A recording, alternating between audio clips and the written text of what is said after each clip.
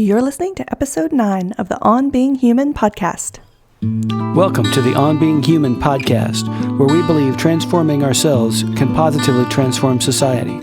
Your host, Brandi Fleck, has the honor of exploring the human condition with real people who bravely share their personal stories of adversity, healing, joy, and more. If you're seeking empowerment, strength, and inspiration, listen in to engage and explore tough topics that help us humanize one another, understand ourselves better, spread love, and connect.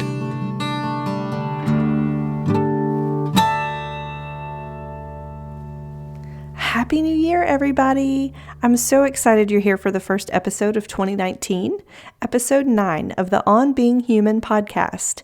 What better way to start the new year than with this week's guest, Brandi Hawthorne, who will help us improve ourselves for sure. That's her mission in life, to help you be who you were created to be. Brandi has set up her life with her husband and children so they are focused on creating the reality they want for their future. She's a women's personal development life coach with a degree in psychology. Not only is Brandi a dear and respected childhood friend, she's one of the kindest, most beautiful people you will meet on the inside and out, and she has this energy about her that lifts a room when she enters. I just love it. So in this episode, Brandi uses her expertise as a life coach to give advice on creating intentional relationships, being kind, recognizing circular thinking so you can overcome it, accountability, and resilience, something that's very important these days. Plus, she details the soul searching that helped her find her own path. So let's hear more. This episode is brought to you by the On Being Human podcast Love Story Contest. Submit a 1 to 3 minute voice memo file you recorded on your phone by saying your first and last name and what you love about your significant other, or tell a sweet story about how you met or your favorite memory together, for example. By submitting the recording, you have a chance to be featured on a podcast episode in February 2019, and you'll be entered to win a $50 Visa gift card. For more details, visit onbeinghumanpodcast.com/blog/love story contest rules. The submission deadline is January 25th, 2019. Good luck. Hi, Brandi. Welcome to the show. Hey, thanks for having me. No problem. I'm really excited to have you here because what our listeners don't know is that we've known each other since we were about 5 or 6 years old. And so it's a privilege to have you here. And we can just jump right in if you're ready. Let's do it. Okay. So first I want to know, how are you doing and what is your life like today? How am I doing? Well, right now my heart is beating really fast because you're asking me questions. Oh, no. No, I'm doing well. I haven't talked to you in forever, so I feel like that's like a 20-year question there. It is. I am living in South Carolina with my husband and our 2 daughters. Mm-hmm. And we are building our future. So I feel like every other conversation is how we're growing and making sure that we're creating the life that we want to see in our future. So I'm sure he's tired of those conversations, but I feel like that's what I'm consumed with lately, just really taking in family and making intentional relationships. Gotcha. And so could you explain to our guests a little bit, what is an intentional relationship? Oh, so being intentional about who you want in your life, not letting I got so busy, it's been 6 months, girl, conversations happen too often. Mm-hmm. The same with family, just looking at what you want your life to be and making those changes to get there. Gotcha. And I feel like this is really pertinent. Can you tell our guests, before we jump too far in, what you do for a living? Yes, so I am a women's personal development life coach. And I help women do what I just described. We look at where you are which a lot of times people are like, how did I end up here? And then we look at where it is that you desire to be, and then we start to maneuver there. Great. That sounds really cool. And guys, the links to her website will be in the show notes, so we'll get to that in a little bit. But Brandi, what makes you you? And what do you like, and how do you approach life? I guess you've sort of told us a little bit about that, but can you tell us more? What makes me would have to be, first and foremost, just who I am naturally, how God created me. So those things that no one, it's like, oh, my grandma used to tell the story when she would come home from work, I would have the floor covered in paper. And that is true today. Most of the time, the floor is covered in paper, in books, pens. I have to have 50 tabs open on my computer. So that's just how I've always been. And then, of course, there's life experiences that make you who you are. What do I like? Like for fun? Sure. Yeah. What do you do that makes you happy? Oh, okay. So I love adventures, like doing new things. If it's things I want to do. So, Sure. I don't stuff I like, but for the most part, learning a new skill, it gets me really bubbly. I like laughing. So anytime I can laugh until I'm crying, I'm breathing hard, holding my stomach, that's a good time. Oh, I love that. I love it. I love music. So R&B music, smooth jazz, gospel. There's like ratchet gospel now where like the bass is thumping in the car and it's like, what are you listening to? And then you roll down the windows and it's all about God. My kids really go crazy about the ratchet gospel. Gotcha. And this one is not going to shock you. I love personal development.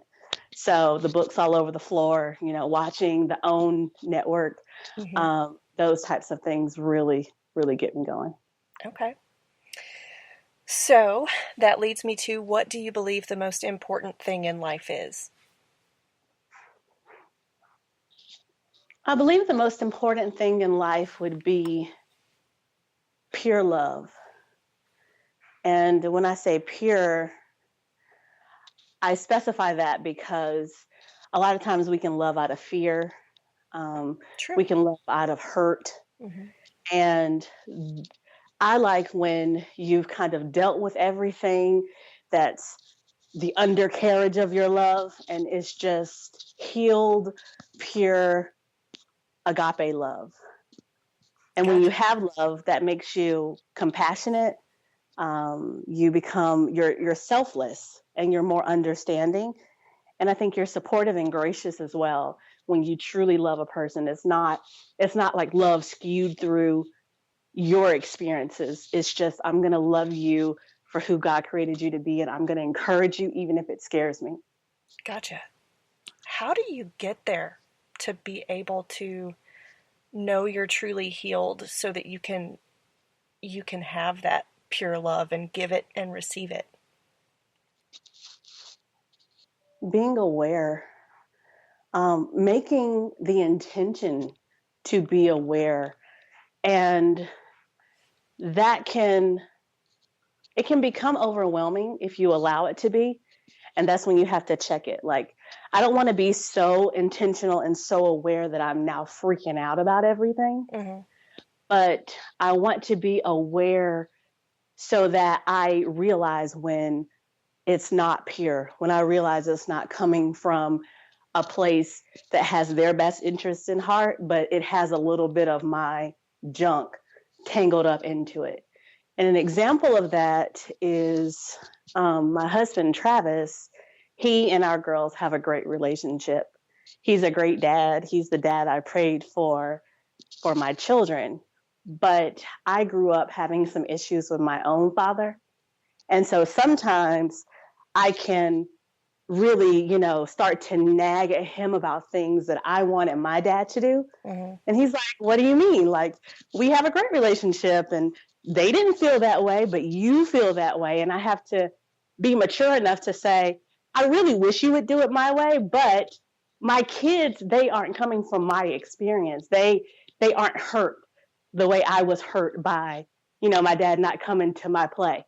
So if my husband goes to 10 of my daughter's plays and doesn't show up to one, they're not feeling what I'm feeling for them.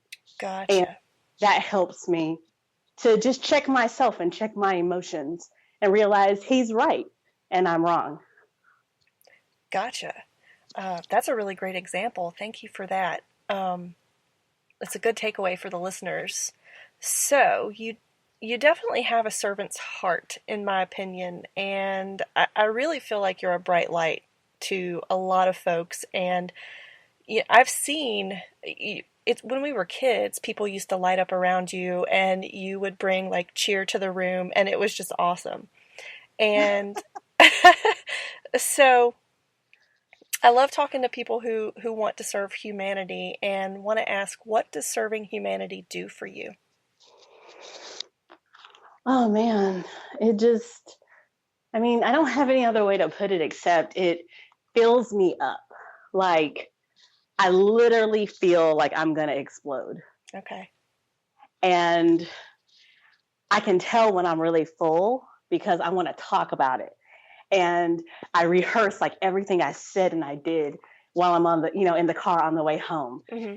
And you would think I was crazy because I repeat what I say and I try to mimic, if a time that the audience gasped or someone said, "All right, girl," or something. And I just have to like get it out. And I'm almost drained afterwards.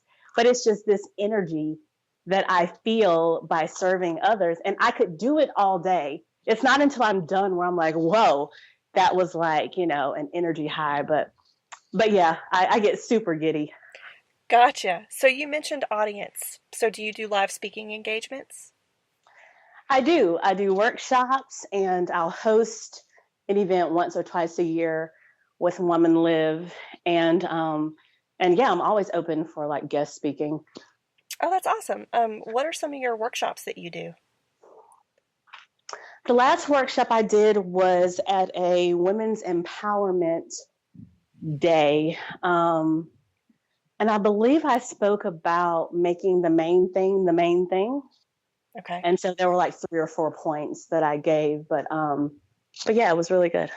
Awesome. Okay. So something I ask every guest on the show is, what does being human mean to you? Being human, first and foremost, is us realizing that we are spiritual beings first. And we were, put in a body and sent at a specific time, and it's realizing that, well, I guess recognizing why we were sent at the time. So I'm, a Black girl sent to South Carolina in 84, Yep. And now everybody knows my age. Great. And what am I going to do with that? Why wasn't I born in the 70s? Why was I, So I think recognizing that we are all sent here very purposefully, and then realizing how connected we are despite the differences that we were born with. Sure, yeah. I like that. I definitely believe we're all connected, and everything you said totally resonates with me, so it's good stuff. So, I know you lived in Guam for a while. Can you tell us why you moved there and what did you do there? Travis started his career in Guam. So he had just graduated and he took his first civil engineering job there. Gotcha. And yeah, we went with him about a year after because we hadn't got married yet. So our daughter and I stayed back and he went, and then he proposed through his sister while I was at work. Oh my gosh, that's such a funny story. So he proposed, and then we planned a wedding, but mainly I was the one on the ground. And he flew back, we got married and honeymooned and said goodbye to our families, and we all flew to Guam together. Gotcha. So what did we do over there? Oh my goodness. it was a wonderful experience. We first learned how to be husband and wife while there. That's a time where I remembered who I was. So that was really big for me. We learned how to snorkel. We gained a new family member. So I got pregnant with my second daughter and had her there. Okay. And I realized that I was supposed to be a life coach for women. We had a lot of deaths in my family in particular. And it was just, I got connected. So that's another big thing. Just like meeting people like the Filipino people and Guamanians and, just missionaries all around the world. And I learned what truly being connected really is. And I think I know that's definitely why that's a big part of my life now, because I learned how to live so far away from my blood relatives and make family on the other side of the world.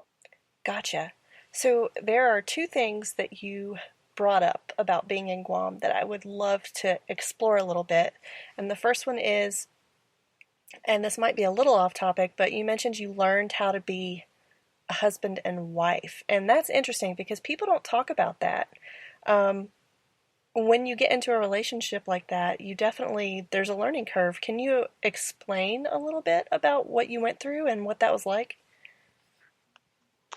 Well, I remember at first he would come home and I would have the house clean and like a glass of lemonade sitting on the table. Okay. So that was that was me being the wife. I was like, I'm going to have dinner and, I'm going to look beautiful and Sure. He's going to come home to a fresh glass of lemonade. And as you can imagine, that didn't last very long. Gotcha. And it's a lot more. We learned how to rely on each other. We learned how to fight for each other. So he left when Arden was 1. She had just learned to walk. In fact, she wasn't walking very well. And so when he saw her again, she was talking and running, and it was a totally different child. Gotcha. And so learning how to parent together, because she was used to just mama, for the whole year. We learned how to pray together. We learned how to communicate, and just kind of went over, what does living together look like as a married couple, and what do we want to represent, and who do we want our family to be outside of the families that we grew up in. So it was a lot of creating and a lot of bickering for the first couple of years. Just being so far away, I think he missed fishing with his dad, and I missed, just hanging out with my grandma, and so we had a hard time at some points of it, but we came back so much stronger because we didn't give up, and we read books, and we got through it. Just getting counseling and things like that. So lots of lessons.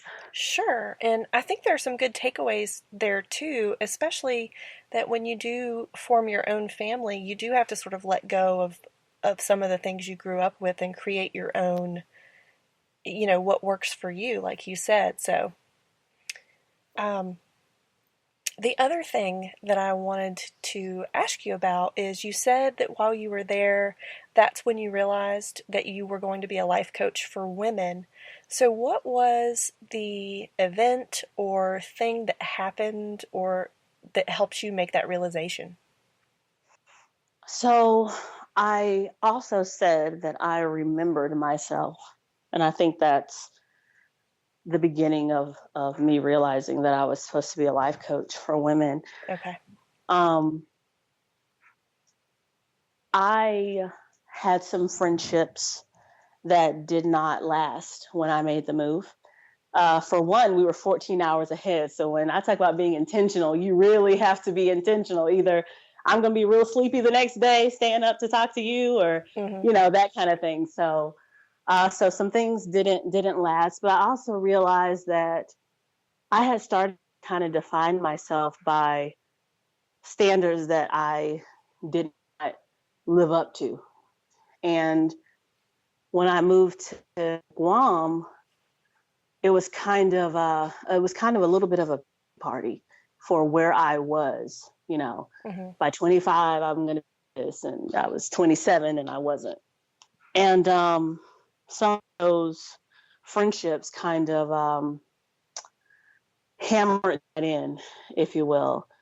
And so I would get so far in my pity party, and then I just could not bring myself to say that I have no purpose and God is not for me, and I'm never gonna become who I was created to be. Like, I would get there, and then it's like someone would like put their hand over my mouth, and it's like, that's not true. So as sad and down and out as I want to be, I cannot force myself to say that. And so I had to make some decisions about, what are you really going to believe? Stop straddling the fence. Either you're going to believe this or you're going to believe that. And once I decided to make that decision, I started having some hard conversations with myself and with God about, it was just a lot of whys, like, why would you create me if you won't tell me why, and what is my purpose, and da da da da. And I'm getting older, and I don't want to waste my life, kind of thing. And I realized, well, after those hard conversations, one of the biggest things I did not want to do was to let my family down. Okay. And so that was a big part of the whole marriage. What I learned thing was that no matter what, it's one thing to let Brandi down, but it's another thing to drag your spouse and your kids with you. And I was really, really afraid of that. Okay. And once I became just very honest about how I felt and stopped sugarcoating everything, it came out in the sentence of, if it's not you, meaning if you don't want me, if this is not your plan for me, then I don't want it. And I guess that kind of came out because I had made up so many things that looked good or that sounded good, that I was just trying to make myself believe I wanted. And I remember having this conversation with Travis about becoming a pharmacist. And I was like, yeah, I'm working in a pharmacy, and so I'm going to become a pharmacist. And he's just looking at me like, oh my gosh. And I was like, yeah, I'm going to go back to school. I'm going to do this. And they make good money. And it was his plan. And he was like, okay, you better be sure about this. And I was like, yeah, totally. And I walked into the bedroom and I got on my knees and I was like, I do not want to be a pharmacist. God, help me. And I just felt very lost in like these ideas of what it is going to take to make my life great. And I bought none of them. And one day I was reading a blog post from Holly Girth, and it was talking about your God-sized dream. Okay. And at that time, even though I knew I didn't want to be a pharmacist, I was still kind of, trying to make myself believe that I was going to be. And it said, close your eyes and think about a dream that's so big that you can't tell anybody, that you just can't speak it out loud even to yourself. And it had a few more questions about it. And I was thinking, I'm not doing this. I'm going to be a pharmacist. Like, I have it. What do you mean? Yeah. And something happened to where I just kind of laid down on the bed and I closed my eyes. And when I, came back or opened my eyes or whatever, it was something that I had put on the back burner years ago. And it was life coaching. And the way I had found out about life coaching was I majored in psychology, and I knew I didn't want to be a psychologist or a psychiatrist, but I was like, what else is there to do with this psych degree I'm about to get that my grandma spent all this money on? Mm-hmm. And underneath the professions, it said life coaching. And so I looked it up and I thought, this is perfect. But at the time, I'm like, no one's going to listen to me. Who am I going to coach? No one's going to hire me. My grandma's going to murder me if I tell her that she spent all this money on school and I'm going to go be a life coach and create a business. And I had let it go and forgotten about it. So that's how I knew. Gotcha. And so after you knew, did you just start taking steps to make it happen? Well, I kind of up out of the bed like, whoa. It was almost like if somebody here who knew that that's what I really wanted to do. Like Mm-hmm. I was just suspicious. I was excited, but I was suspicious, and then I remember I guess I had come home early for something, so Travis was picking up my oldest daughter, and when he got there, I was itching to tell him, but I also felt scared because I thought he'd too be like, "What is this? And how are you going to do it? And we're going to be broke for the rest of our lives, you know?" Mm-hmm. And I couldn't make dinner. I was just like standing at the stove with with some frozen fish on the side, and I couldn't move. I felt so like paralyzed, and once I told him, he's like, "Okay, go for it." And I'm like, "Okay, well, that was easier than I thought it was going to be." Not the same reaction as the pharmacist talk. Right. Exactly. Yeah, it was a little bit of confirmation there. So I just started Googling, women I knew life coaches, they speak and they write and they create. And so I started Googling, women who were doing that. And one of the first websites I stumbled upon was The Happy Black Woman. And she is amazing. And I just started looking at what she was doing, and the rest is history, I guess. Okay. Well, I'll have to check that out. So, speaking of the web and websites, I saw a review on your Facebook page from a family advocate at a domestic violence shelter about how you inspired and offered hope to her clients who oftentimes can't see past their current situations. So, can you describe that experience for us and what you did and what can really give someone hope who's in the midst of a traumatic situation? I wish I could. I could not remember for the life of me what I talked about. I know I had my points all down and everything. But knowing me, I would say that I probably shared some personal stories with them about times where I felt hopeless, some times where I felt like I was a failure, and, just kind of gave them some tips about how I came out of that. I know for sure I shared with them my Abundant Life Journal. Okay. And anybody that subscribes to Woman Live will receive it in an email. It's a freebie. But basically, it just helps you to change your story. Instead of this happened to me, this happened for me. And what can I glean from this? And what was the lesson that I needed to learn? And how can I take that and make it a brand new opportunity? And I could see some women, nodding, the "you go girl," the gasping. And that was probably a day where I drove home and, acted crazy in my car because I was so excited. But yeah, we did that little portion where I shared with them and I answered some questions. And then we did a vision board party. And whenever you deal with women who have just really had it, ups and downs over the last few years, and usually I find that they have stopped dreaming.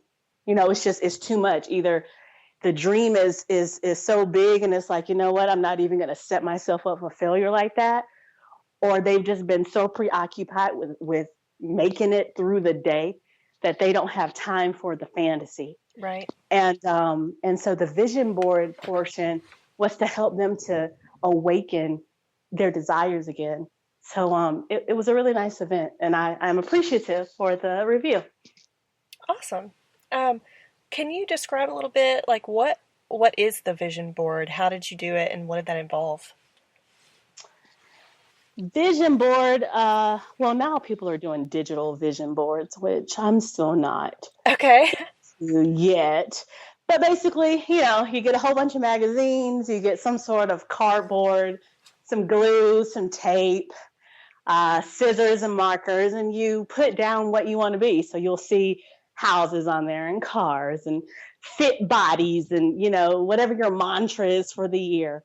So yeah, it's your future self on a board for you to, generally it ends up in the back of the closet somewhere, but that's not where it's supposed to be. It's supposed to go up on your wall or somewhere where you see it every day.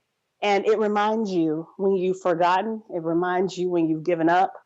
It reminds you when you've lost track and lost focus and just got distracted of why you're doing it and what you're aiming for. And it helps provide light on your path and give you clarity about the decisions you should be making, because they should be taking you in the direction of where you eventually want to be. Gotcha. And honestly, I feel like a real tangible vision board might be more helpful than a digital one, because when you're on your phone, you can literally just click, click, click, put whatever you want on the board, and then I don't feel like it's as intentional, I agree. I mean, it's like having a Kindle and having a book. Mm-hmm. I'm more involved when I'm turning the page and when I'm, reading it that way than when I'm like scrolling. So Exactly. Okay. So as someone who influences and guides people on goal setting to transform their lives, do you experience people having new beginnings?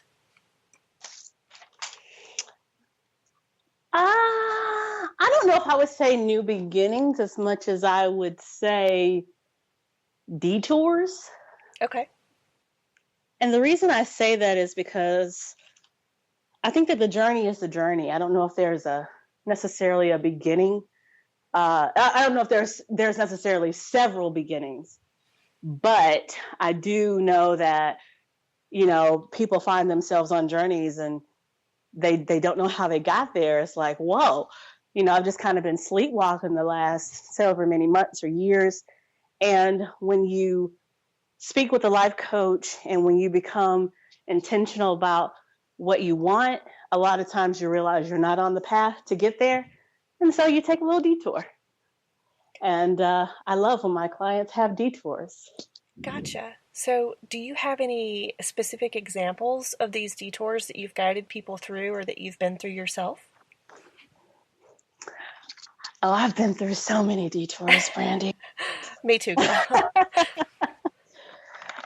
Some detours that my clients have had. I had a client who began the adoption process for her child. Okay. And later in life, they reunited. And she had all these ideas about what a great mom should be. And she aspired to be all of these things, and it was wearing her ragged. And I believe that she was loving from a place of, she was trying to love the abandonment away that she felt in her heart. She was trying to love away, fear of of the child rejecting her and wanting to be with the other family. And I remember just talking to her, and she was saying,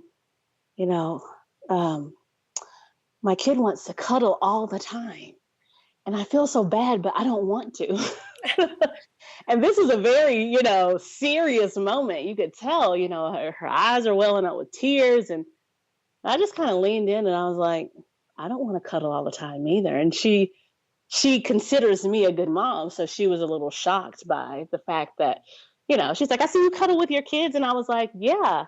But when I don't want to, I say, get away from me, leave me alone. And most of the time they come closer because, we're just goofy like that. But they know when I really need a moment because I've trained them, like, I need 5 minutes.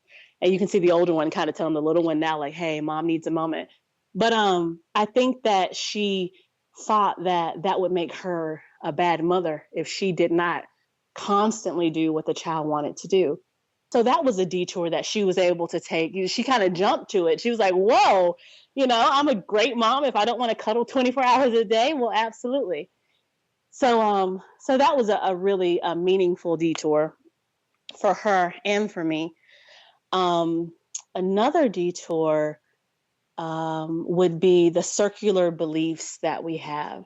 So you may have someone who knows that a successful person asks for help, and they don't ask for help because they look at help as a weakness. And so you kind of find yourself walking in circles. Okay. And to kind of help people see like, well, you know this, but in your heart you believe this. So we have to turn this thing around and make it more linear. And to hear themselves say it, really to hear me repeat it back is like, whoa, that doesn't make any sense. And I'm like, yeah, so to get them on a path that's taking them somewhere and not leaving them where they are. So the detours they're really, really heartfelt moments, and I love what I do because of those detours. Gotcha. Do you have any tips for how to recognize when you're in one of those circular patterns? Well, hiring a life coach. Yes. Is one of them. For sure. And if you don't want to hire a life coach, having someone who's a really good listener and can speak to you from an unbiased place would be the second best thing. Gotcha. Recording yourself, just talking unfiltered on your phone's recorder and playing it back and taking note of what you're saying that doesn't make sense, or even thinking about having someone else say it back to you, and then telling yourself what you would tell a trusted friend, or what you would say to your child, because a lot of times we're more compassionate and we're more understanding and gracious to others than we are to ourselves. So those are some good starters. Gotcha. That makes a lot of sense. A lot of good takeaways there. So we hear the phrase a lot, that when one door closes, another opens, quite a bit. And oftentimes this phrase comes into play, and people say it when people are going through hard things and it's hard to see how something could be a blessing. How would you recommend seeing the blessings in hard situations? Well, so the complete quote of that is, and I don't have it memorized verbatim, but it's about how when one door closes, another one opens, but we spend so much time looking at the closed door that we miss the opportunity of the open door. Ah. Mm-hmm. Alexander Graham Bell. And I believe that it's really about your perspective. I mean, you can take any situation and call it a burden or call it a blessing. Mark Batterson calls it holy complications, like getting a new house, and then it's great until you have to clean it, and it's a lot bigger than that apartment you used to live in. Mm-hmm. Having a new baby, wonderful, until now you're getting 2 hours of sleep. And that's a moment where you have to be intentional about remembering what you wanted, and knowing that there have been others that have gotten through this, and seeking out how they did it, asking for help from friends. And I mean, if I see a mom, I nurse both of my girls, and I intend to nurse our third one whenever hopefully he appears. Mm-hmm. And if I see a mom with some sort of nursing contraption that I've never seen, I'll go and say, where did you get that? And how is it? We have to be able to rely on each other. We're a community, and you don't have to reinvent the wheel for everything. Absolutely. And that sort of goes back to what you were saying about connection earlier. So, to pivot a little bit, in your recent blog post, you talk about people trading their fulfillment and happiness for comfort because starting something new can be scary. And you created a private accountability group to help with this. So, what role does accountability play for us as humans helping one another lead more fulfilling lives?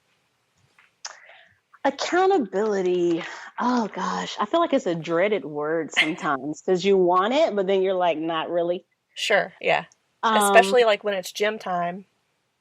right. Oh, Yeah. my personal struggle. Oh, You just blasted me. no. Um, yeah, no, the gym, writing that book, starting the business, spending an hour um, with your kid and you're not scrolling and you're giving them your undivided attention. Hmm. Any of those things, when you have accountability, first, if you've stated your goal very clearly, and that's huge because sometimes people are like, oh, I'm going to do this, and it's like, well, how and when and what's the plan? But when you're very clear, like I am going to work out 30 minutes a day, 5 days a week, now people know if you're really doing what you said you're going to do. And there have been there's been movies about it. I know The Circle is one of them with Tom Hanks, where they were convincing people that if we watch you, you're less likely to do things you shouldn't do. Hmm. The Hawthorne effect is the same. When people were being observed at work, they were more productive. I mean, I can attest to this. I'm less likely to pull out my phone and check Facebook if your supervisor's walking around. So accountability in an accountability group should produce those same results. You know that people are counting on you, and it's not all about shame or hiding. It's about seeing what's working for people and asking them again. What is it? Tell me the book that you read. Tell me the program that you use to set up your email list. Seeing what doesn't work for people and for them to feel safe to say, hey, I fell off the wagon and it all started with a McDonald's French fry. So Hmm. now I'm going to, not drive that way to work, or, whatever it is, that whatever step you took that helped you not to fall into that pit again. So accountability it's a little nerve wracking, but it should be encouraging as well. Even the Bible says, when two are together, if one stumbles, the other one helps them up. So more than anything, I don't want it to be like a finger wagging kind of group, but I Sure. want it to be a group where you feel like you have support, you have encouragement, you have cheerleaders saying, I believe in what you're saying. You can tell me the truth, and I'm going to help you get there. Great. And so I guess that all does go back to connection too, and just, like you said, support. And so great. So I know that you have talked about resilience on your blog, and that's Woman Live, correct? Correct. Okay. So, and again, everybody, head on over to the show notes for those links. You'll definitely want to check it out. But why is resilience important for individuals and our society as a whole? And do you think it's necessary for progress? Oh, absolutely. Resilience is the ability to recover quickly from things that are difficult. And it's also defined as the ability to snap back. And so I think about like Spanx. Yeah. If you put them on one time and then they're all like stretched out, you can't use them anymore. Hmm. They need to go back to they need to be firm and tight, and then you need to struggle and like breathe hard and like die to get back in them again, so they can keep you all nice and put together. Sure. And it's the same with us. If we break every time something happens, well, it's hard for us to fulfill what we've been put here to do. It's not supposed to break us. It's supposed to make us stronger, and it's supposed to uh, create us into the image of God. And so, I mean, the calling, as much as I want it to be easy peasy, it's not going to be. It's not meant to be. It's meant to shape and mold me into something that I couldn't have shaped and molded myself into. And constantly being pliable and not being hard, and nothing's going to affect me, and I got this by myself. I mean, you can't be used, with that disposition. Mm-hmm. But when you are open and when you allow yourself to become hurt, that's when you're really loving. And that's something that we're like, I don't know if I want to do this because, of the risk. But, a calling isn't all sunshine and fairies. It's the real deal. I mean, you're changing lives. And I have a lot of examples just from working in customer service where you'll get that person that is just hell bent on making your day a living hell. Mm-hmm. And, niceness and just refusing to go there and allowing them to speak to you in a way where it's like, I could say this, but instead I'm going to be kind to you. That really can transform someone's day. I've gotten several apologies from people because they realize that you're not going to do that and you're going to treat them the way they deserve to be treated, not the way that they deserve to be treated in the moment. Right. Yeah. So I believe that, in order to fulfill anything that's bigger than yourself, you have to be willing to be in it for the long run. Sure. And so I really agree with what you said. And I think it can be really hard in the moment to be aware that you need to be kind when someone has sort of verbally insulted you or, come at you in a way that's just like, what's wrong? What's happening? And so how do you pull yourself out of the moment to have that grace? Putting yourself in the other person's shoes pretty much does it for me every time. Empathy. Yeah. Awesome. There you go. So I have been known to be like a road thug, as my husband calls it. And he's like, Brandi, sit down. If they turn around, you cannot fight. What are you doing? You're big and bad in this car. And I remember two instances. One, I was in the car with someone and they had just gotten the news that their mom was in the hospital and she had some health issues anyway. Mm-hmm. But apparently from the call, it was pretty bad. And so we went from going, 50 or 60 on the highway to now we're going 80. And, we're flashing lights and, well, I'm not doing anything. I'm sitting in the other side, Mm-hmm. freaking out. But this person was driving very fast, really trying to get people out of their way. And that was a very scary moment for them, knowing that they may not be there if their mom passed away. On the flip side of it, I remember the day that we had to euthanize our dog, and they put the dog in my husband's back seat. We had taken separate cars. And I remember when we were driving home, because we wanted to bury her in our yard, we were driving so slow. And I mean, it wasn't like 20 miles per hour or anything, but it just wasn't our normal speed. Mm-hmm. And I was so grateful for people that didn't take the opportunity to blow us off the road or, just be ugly. Right. And so whenever I'm in front of a car that's really trying to get me out of their way, or if I'm behind a car that's going really slow, I try to remember that they could have just come from burying their loved one or found out their loved one had passed away, or quite literally have their dog in the back seat. Right. Or they could be trying to get to their pregnant wife or someone in the hospital or a child that's hurt. And instead of be a jerk, I get out of the way. Very awesome. So, last question, back to resilience. How can people gain resilience if they don't have it? If you don't have resilience, or if you don't have as much of it as you want, rewriting the story is a really powerful way to become more elastic. A lot of times when we go back and look at a certain situation, it wasn't what we thought it was. I mentioned being raised by my grandmother.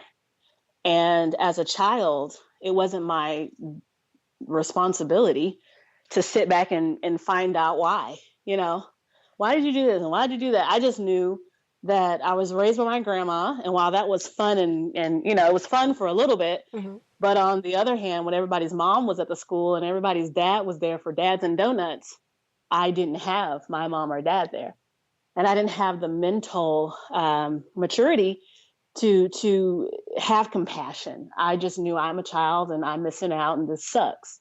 Yeah. Once I got older, now I have that capacity to give compassion and to see my parents as a man and a woman who were doing what they thought was the best for them at that time, and not two people who had a kid and said, hey, we don't care about you. You're going to your grandma. Like a lot of times we just have those stories. And when you sit down and talk to somebody, sometimes it is as bad as you thought it was, but generally you can find a way to rewrite the stories you've been making up to yourself to cope. And so I think sitting back and saying, what really happened and what's the different perspectives on this thing? And when you do that, it really does open it up to, again, just the opportunities that are there, the opportunities for forgiveness, the opportunities for understanding.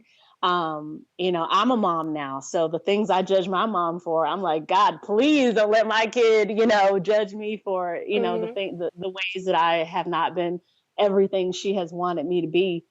And so I believe just going back and saying what really happened versus what I made, what I imagined happened, and what I judged happened.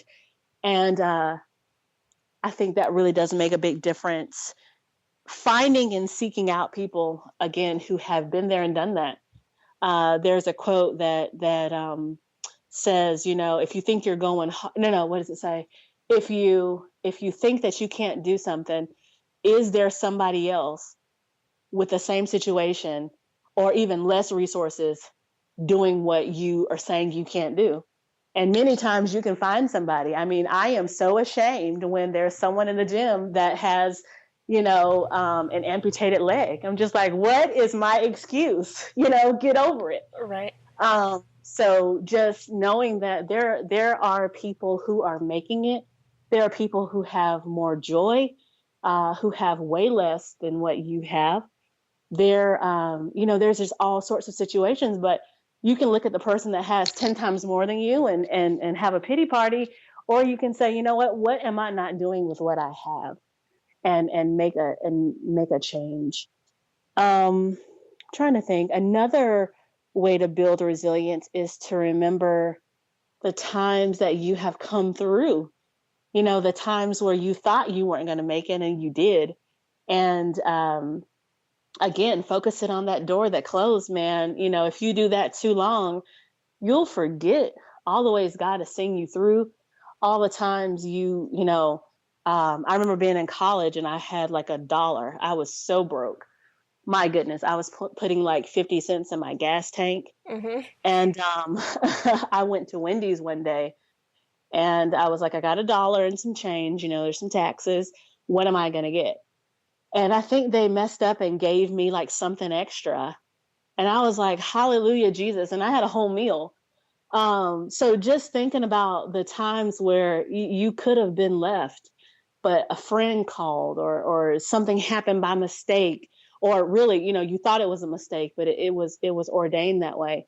If he did it before, he'll do it again. If you made it through that, you'll make it through this, like you're that much stronger. And then lastly, I've already mentioned this, is the self-compassion. Talk to yourself the way you would talk to someone that you saw crying. You wouldn't go up to them and say, you're a loser, you're a failure, what are you doing? You're never going to make it. You go up to them, put your arm around them and say, hey, what's going on? The way people rally together when something has happened is mind-blowing sometimes. I was passing a wreck and we kind of all saw it. And so many cars pulled over, and it didn't matter, if you were Republican or Democrat or whatever, it was, I'm calling 911. I'm checking on this person. I'm doing this. What are you doing? Can you stay here? Can you get the kid? I mean, we just went into action. And when you get together with people that, are in need, and you show that love, and that pure love, it's not a judgment type of love. It's not a hurting kind of love. It's not a jealous kind of, I'm going to keep you down and I don't want you to be better than me. It's how can we all get there together?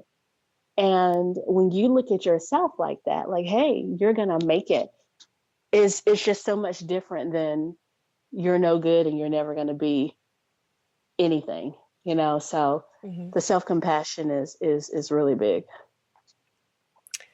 Well, that was all very well said, and I just think there are so many gems in this discussion for our listeners. Thank you so much for coming on today, Brandi. Thank you for having me, Brandi. You're still as beautiful as ever. You guys, so many great takeaways in that episode. To get all of the resources and information that Brandi provided, go on over to onbeinghuman.podcast.com/episodes/009. And you'll want to check out her website for Woman Live, because if you subscribe to her newsletter, you receive Brandi's Abundant Life Journal as a freebie. And it helps you change your story by taking lessons from life experiences and finding opportunity, so you won't want to miss it. As always, feel free to leave a comment on the episode. We'd love to hear from you.